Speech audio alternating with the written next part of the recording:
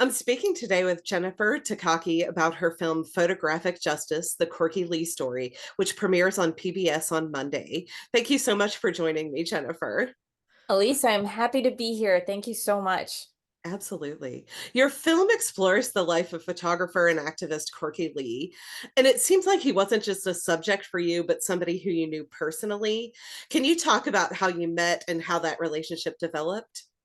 Yeah, I think it's funny that people think I knew him before. I mean, I guess it makes sense just because I'd followed him for so long, but I actually had randomly met him, and I knew I was going to do 5-minute vignettes on people who had a singular vision.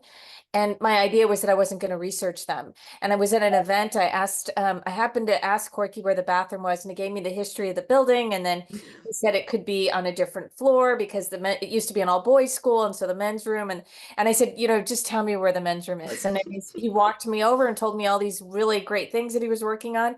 And I knew immediately that that would be, somebody I would want to follow. Absolutely. Okay. So, and I understand that this is a documentary that you've been working on. Obviously, it developed from this 5 minute, vignette to something significantly larger, but it's something you've been working on for a long time. How did you kind of keep going through various obstacles that I'm sure must have come up through the time of working on this? Well, filming Corky was fascinating to me. I mean, I think that it was just, he was always interesting. He was always doing something interesting. He was always out there and about. So it was it was never a problem to find anything to shoot, or it wasn't like I was like making him like do this shoot or do that shoot. I mean, Corky was a natural. He was out there. It was just documenting him in his own environment. But the difficulties, I think, for any and the challenges for any documentary filmmaker is always like knowing when to stop, which was very much my case with Corky, but also the fundraising is always so hard. Not only do filmmakers now are they expected to have the fundraising, expertise to get grants, but then you're also supposed to be already working on distribution. And I think, it's a huge obstacle when you're just trying to shoot and, you don't have a budget and you're just trying to make it all work. So yeah, it's a wonder any film gets made, but I'm always appreciative of all those that do. Absolutely. So, Corky Lee's work spanned 5 decades, and it seems like through the film you kind of cover something specific from each of those decades.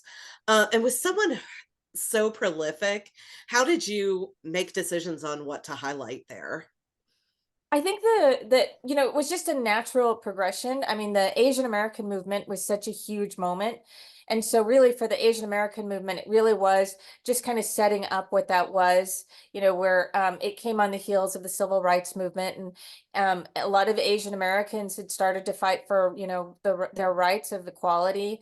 They started to, really try to like get out into the spaces and really kind of let their presence be known. They were trying to, go for AAPI studies and colleges. They were going for healthcare. So they were fighting for a lot of different things. And I think for me, and my editor, by the way, is Linda Hattendorf, who is a brilliant editor and really the way that the story unfolds, the way the story is told, she is really the heart and mind and soul of the film outside of Corky, in my opinion. I really believe that, we worked together really well. She understood my vision, but she executed amazingly well. And I think that understanding that arch of the movement, but then also, with that, some of the major events just pop up naturally.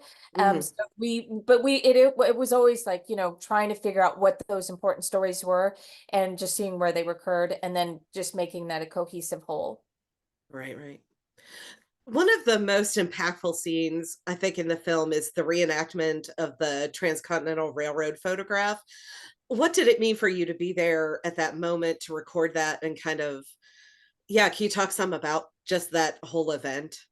Absolutely. So Corky was interesting because when I first interviewed him, he had actually taken a photo in 2002. So I started filming him in 2003. Mhm. His 2002 photo was actually of the recreation of the 1869 Transcontinental Railroad was put into the New York Times. And then 2003, I knew he always wanted to redo it. At that time, he always knew that that would be the moment, that photo would be the one that, really defined him as a photographer and everything he did. But then it wasn't until 2014 that he actually was able to recreate it. And he did it, I think, intentionally because it was 145th anniversary. So then it wasn't just a moment, it was a movement to get people to continue to go. So Corky went up until the 150th anniversary, which was 2019. For me to be there as a filmmaker in 2014 was pretty monumental. You knew it was something big, you knew it was something exciting. And Corky didn't just show up and shoot. He helped organize the whole production. He got people involved. He got organizations involved. He got the buses and he organized the buses, the people on the buses. I mean, Corky really had his instincts, which he started out as a community organizer, and it really kind of helped him, do what he needed to do as a social justice photographer. Hmm. Yeah. Yeah. And that kind of goes into the next thing. I thought it was interesting. There's a place early in the film where Corky kind of talks about uh, some of his early organizing work. And he talks about how Asian Americans had this kind of unique situation of having separate identities, but then often just being lumped together in kind of one amorphous group. And I think the opening scene, you kind of lay out his schedule for the year covering all these different festivals, and it does this really lovely job of showing the diversity of the AAPI community. How do you hope that this film like furthers that conversation of it not just being a singular group but rather, separate identities but within that group? Yeah. Yeah, no, I think one of Corky's strengths was that he was very Pan-Asian as a photographer. He understood the importance of covering more than just his community. He himself was a second generation Chinese American, but he kept covering, during that time period in the 70s, it was the Chinese American, the Japanese, and the Filipinos. And Corky continued to make his presence known in those communities by covering their events.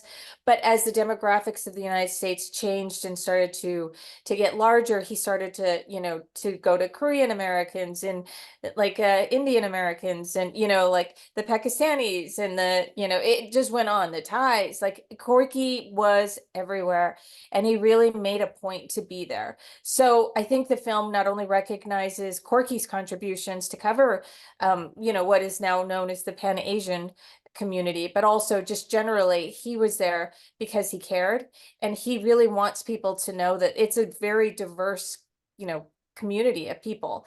And I think when you understand that, it makes it helps make it a larger understanding of all of their contributions individually as different communities to the larger whole of American history. Right on. I think one of the things that your film does really well is to balance the ways that he told stories about pain and violence, but also about joy and celebration. Um, how do you think you were able to kind of keep that balance throughout the film as well?